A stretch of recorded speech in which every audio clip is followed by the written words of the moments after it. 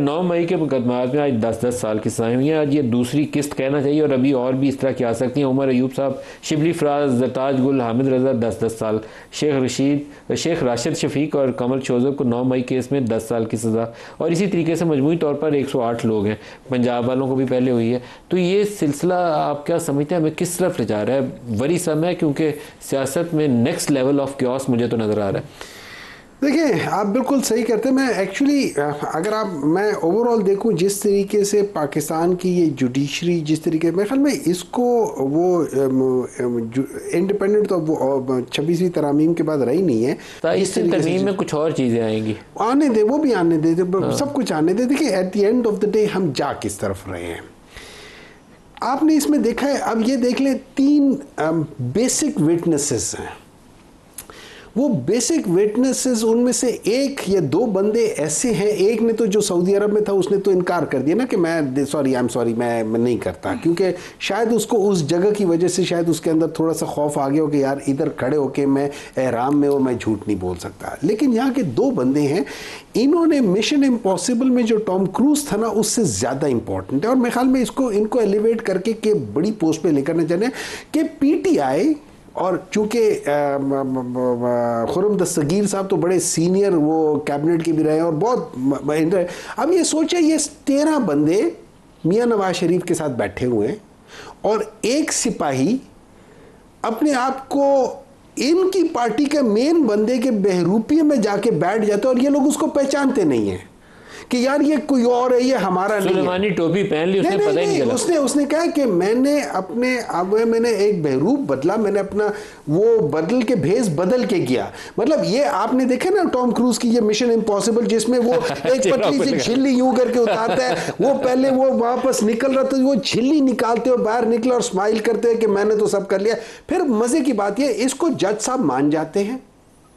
अच्छा, अब जज साहब अपने जजमेंट में इसी बंदे को ऐसे रेडिक्यूल करते हैं कि वो अकेली वही चीज ही काफी है।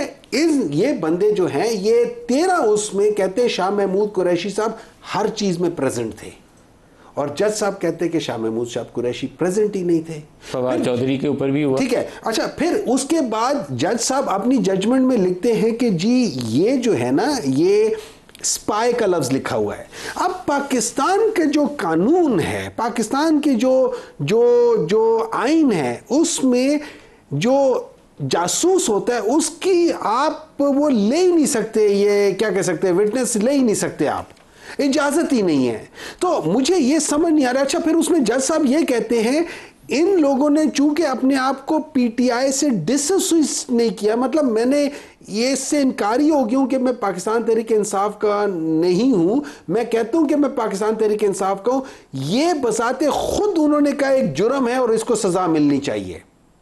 अगर हम इस किस्म के कानून करना शुरू कर देंगे तो फिर मुझे एक बात बताएं, क्या मुल्क के अंदर स्टेबिलिटी आएगी या मुल्क के अंदर इस्तराब बढ़ जाएगा? इस्तराब बढ़ जाएगा। मुस्तफा साहब आप फरमाइएगा, ये सजाओं वाला मामला जो है, मुझे लगता है कि ये 5 अगस्त को मद्देनज़र रखते हुए कुछ स्टीम रोल किया गया पार्टी को कि बिल्कुल फ्लैट कर दें, ज़मीन पे लिटा दें, बाद में हाई कोर्ट सुप्रीम कोर्ट में जाएंगे, वहाँ से खुद ही इनके हक में फैसला आ जाएगा। मुझे लगता है ये स्टार्ट इसलिए किया गया कि एक दफ़ा तो इनको लिटाओ ना ज़मीन के ऊपर, हवा निकल जाए।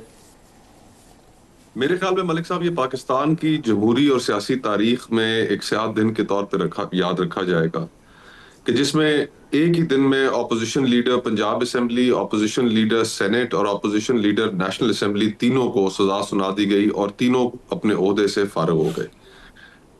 कल परसों ही इलेक्शन कमीशन जिस तरह की आजकल फुर्तियां दिखा रहा है, उसने इनको डी नोटिफाई कर देना है और इलेक्शन कमीशन बहुत जल्दी इनकी सीटों के ऊपर इंतखाबात के स्केड्यूल भी जारी कर देगा।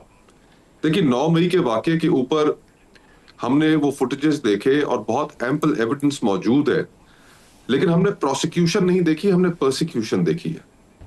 हमने ऐसे लोग भी देखे कि जिनको टीवी की स्क्रीन पर दिखाया गया और बाकायदा चार्ट बनाकर कि फलाना फलाने के साथ राब्ते में था और फलाना फलाने के साथ राब्ते में था, कॉन्स्पिरेसी में शामिल था, और फिर जब उन्हीं लोगों ने प्रेस कॉन्फ्रेंसेस की तो वो उसमें से फारिग कर दिए गए।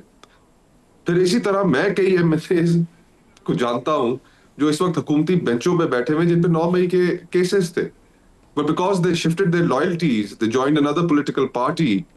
तो आज वो एमएनए भी हैं और उनसे 9 मई के जितने उनके ऊपर केसेस थे वो भी खत्म हो गए। तो हमने इसमें प्रोसिक्यूशन का एलिमेंट तौबा का रास्ता तो खुला रहता है ना सर हर वक्त, तौबा का रास्ता तो हर वक्त खुला रहता है ना, तो वो जी हाँ, तो जो ताइब हो जाए तो उसके लिए तो दरवाजा खुल जाता है ना सर। तो ये तौबा का देखें जो कॉन्सेप्ट भी है ना, उसको कानून की नजर में मिटिगेशन कहते हैं कि जब कोई अपना कन्फेशन कर लेता है तो फिर कन्फेशन के बाद अदालत ये देखती है कि हाँ इस शख्स ने अपना जुर्म कबूल किया है, और जुर्म कबूल करने के बाद फिर फाइनल सेंटेंसिंग के अंदर वो इस चीज को कंसिडर करते हुए थोड़ी सी एक रिलैक्सेशन दिखाते हैं। पाकिस्तान में मिटिगेशन का कोई कानून मौजूद नहीं है। अदालतें जिनकी लोगों के ऊपर केसेस थे, तो इसका मतलब तो यही हुआ कि तौबा का अगर दरवाजा खुला है तो इसका मतलब तो यही हुआ कि पाकिस्तान की अदलिया और उसका जो अदालती निज़ाम है, निज़ाम इंसाफ, उसकी कोई अहमियत नहीं। ये तो इनएडवर्टेंटली एक एडमिशन है कि आपने किसी और के पास जाके तौबा करनी है, और आपने अगर कुछ जुर्म किया भी है तो आपको फिर माफी मिल जाएगी। तो ये तो पाकिस्तान का अदालती निज़ाम, और स्पेशली 26वीं आईनी तरमीम के बाद जिस तरीके से कवानीन पास किए जा रहे हैं, मैं तो हैरान हूं कि अब ये किस तरीके से ये जमातें, मुस्लिम लीग नून हो गई, पीपल्स पार्टी हो गई, कि ये अपने डेमोक्रेटिक क्रेडेंशियल्स को इस हद तक कॉम्प्रोमाइज कर चुके हैं कि इनके पास अवाम को दिखाने के लिए तो आप कुछ भी नहीं रह गया। अवाम तो आप एक तरफ कर दें, जो इंटरनल इनकी कॉन्वर्सेशंस होती हैं, हमारे बहुत से दोस्त हैं, भाई हैं पीपल्स पार्टी में, नून लीग में। खुरम साहब से भी इसका जवाब ले लेते हैं। खुरम साहब, माजी में नून लीग से काफ लीग निकाली गई थी, पीटीआई के लिए जनूबी सूबा पंजाब महाज वो जो भी एक ग्रुप पूरा माज वजूद में आ गया, पीपल्स पार्टी से पेट्रियाट्स निकल आई थी, बहुत कुछ हुआ, आपको 19 सीटों 21 सीटों पे आ गए थे, पीपल्स पार्टी 17-18 सीटों पे आ गई थी। क्या ज़रूरी था कि पीटीआई वालों को उससे भी आगे जाके तो रगड़ा इतना लगाया जाए कि इनकी नाक मट्टी में ज़रूरी रगड़ेंगे, हम तब तक नहीं छोड़ेंगे, कुछ हम आगे बढ़ सकते थे? अदलिया के मामलात को बहुत अरसे से देख रहा हूँ, मैं तो उस पर कमेंट नहीं करूँगा, सच्ची बात है। क्योंकि ये कहना कि जी आज की अदलिया ख़राब है और मोहतरम साकिब, निसार, खोसा, गुलजार और बंदियाल वाली अदलिया बहुत अच्छी थी, ये भी गलत है। या वो कहेंगे जी वो खराब थे, निज़ाम कहते हैं कि जी वो खराब थे। अकाउंट रिसीवेबल पे जो नवाज शरीफ की सजा थी वो इतनी खराब थी, लेकिन अब ये जो 10-10 साल की सजाएं दे रहे हैं, क्या कर रहे हैं? देखिए ये सारे इश्यूज जो हैं ये इस बात का तकाजा करते हैं, एक ही रास्ता है जिसकी तरफ अपोजिशन और तहरीक इंसाफ जाना नहीं चाहते, कि बिल आखिर अगर हमने पाकिस्तान में इस मुल्क की जमहूरियत को, आइन को आगे लेकर चलना है, तो सियासी जमातों के आपस बैठने के अलावा और कोई रास्ता नहीं हो सकता। तो बैठे ना, आप तो तैयार हैं। ये 10 साल की आपने सजा सुनाई, ये बैठेगा कौन आपके? नहीं, मेज से उठकर गए हैं।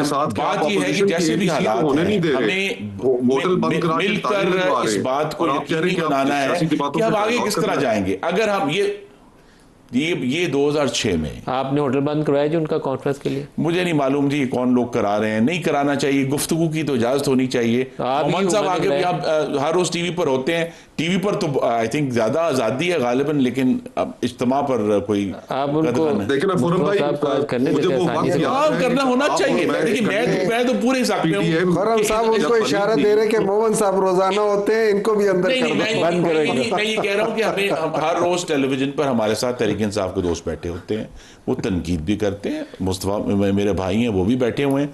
तो यहाँ तो ये गुफ्तगू की जो इशू है असल में, कि पाकिस्तान में जो क्रिटिसिज्म है वो जाती हो जाता है, हुकूमती पॉलिसियों पर खुलकर तनकीद करें और कोई कमी नहीं है टॉपिक्स की, लेकिन ये कहना कि हमने जरूरी एक ही इदारे पर हमला करना है, उसके सरबराह पर हमला करना है, उसको सोशल मीडिया में मतून करना है या पार्टी के सरबराह को मतून करना है। जो पाकिस्तान के अवाम के इशूज हैं, बस मेरी ख्वाहिश ही रहेगी कि 12 साल से तहरीक इंसाफ खैबर पख्तूनख्वा में पावर में है, उनकी तीसरी हुकूमत चल रही है, वो आकर पाकिस्तान की हुकूमत को बताएं कि जनाब दहशतगर्दी से कैसे लड़ते हैं। हमारा तजर्बा ये है, हमने ये सीखा है, हमारे जो लोग मुख्तलिफ इलाकों में मुंतखब होकर आए हैं। आपने उनके काफ़ी लोगों को दहशतगर्दी के केसों में सजाएं सुना दी हैं। आज वो मेरे ख्याल है वो अपनी वो जो आपकी खातून थी पार्लिमानी लीडर, उनको भी सजा हो गई है।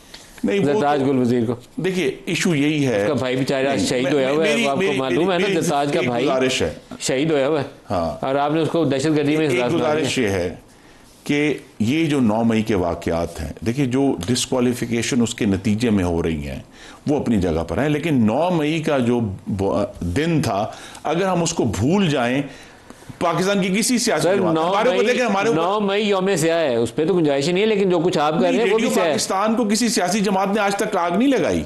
अब वहां सुप्रीम कोर्ट के अंदर क्या हुआ था सर? तो आप करें ना, उसके ऊपर पूरी इंक्वायरी हुई, उसके ऊपर सजाएं हुई, उसके ऊपर लोग डिस्क्वालीफाई हुए, अब इंक्वायरी कराएं। तो शहबाज साहब को नहीं चाहिए था उसके ऊपर। तो आप करवाएं, जरूर हो नहीं करवाएं। सकती ना सर, हो नहीं सकती। अगर मैं बैठ के उसका पूछता कि पंजाब हाउस से कौन कैसे आया था, तो अगर उस वक्त जो है जो पूरी, यही तो मैं कह रहा हूं कि अदलिया के ऊपर अगर हम ये समझते हैं कि जी कोई 26वीं आनी तरमीम से जो है कोई बड़ा जन्नत थी और जन्नत से हम जहन्नम में आ गए, ये बिल्कुल गलत है।